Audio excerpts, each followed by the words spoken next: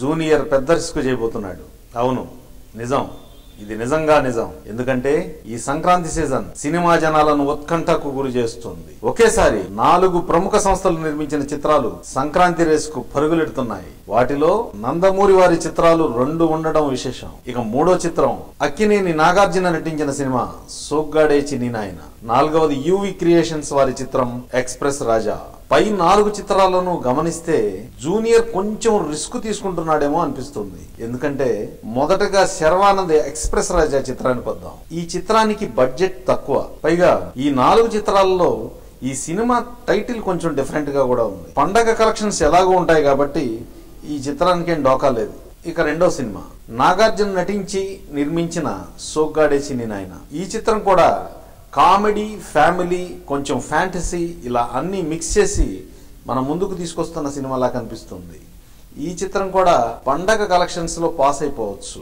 ఇక 3వ చిత్రం బాలకృష్ణ డిక్టేటర్. ఈ సినిమాలో బాలయ్య డిఫరెంట్ స్టైల్లో ఉండడం, 3 హీరోయిన్లతో కమర్షియల్ ఫార్ములాను కలబోసి తయారు చేయడం, కామెడీతో పాటు సంక్రాంతి సినిమాకు కావాల్సిన హంగులన్నీ ఉండడం, వీటన్నింటికి తోడు బాలయ్య అభిమానులకు కావాల్సిన పంచి డైలాగులు ఈ చిత్రంలో ఉండడం కూడా ఈ సినిమా బాక్స్ ఆఫీస్ వద్ద సంక్రాంతి కలెక్షన్స్ ను సొంతం చేసుకోవచ్చు. ఇక ఇప్పుడు 4వ చిత్రం జూనియర్ నటించిన నాన్నకు ప్రేమతో. ఈ పై చిత్రాల కన్నా వైవిధ్యం ఉన్న టైటిల్ తో ముందుకొస్తున్న చిత్రం ఇదొక్కటే. ఈ చిత్రం రొటీన్ ఫార్ములా చిత్రాలకు భిన్నంగా జూనియర్ ని కొత్తగా ప్రజెంట్ చేస్తూ సుకుమార్ ఓ డిఫరెంట్ కాన్సెప్ట్ తో తెరకెక్కించినట్టు కనిపిస్తోంది. సంక్రాంతికి విడుదలయ్యే ఈ చిత్రాలలో భారీ బడ్జెట్ చిత్రం కూడా ఇదే కావడం విశేషం. సహజంగా ఇలాంటి సినిమాల ఫలితాన్ని సినిమా విడుదలై మొదటి షో చూసి ప్రేక్షకుడు బయటకు వచ్చేంత వరకు అంచనా వేయటం కష్టం. ఇలాంటి చిత్రాలకు పాజిటివ్ టాక్ గనక వస్తే బ్లాక్ బస్టర్ చిత్రం అవుతుంది. ఒకవేళ నెగిటివ్ వస్తే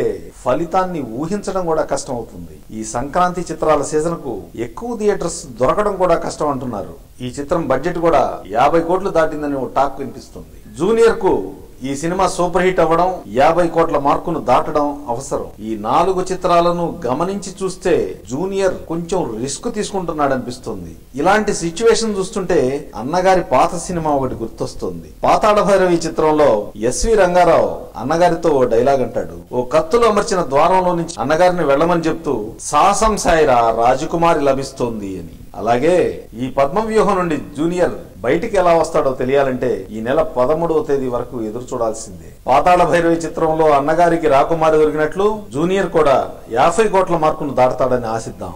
కానీ రిస్క్ మాత్రం అన్ని వేళలా మంచిది కాదు. Junior, best of luck.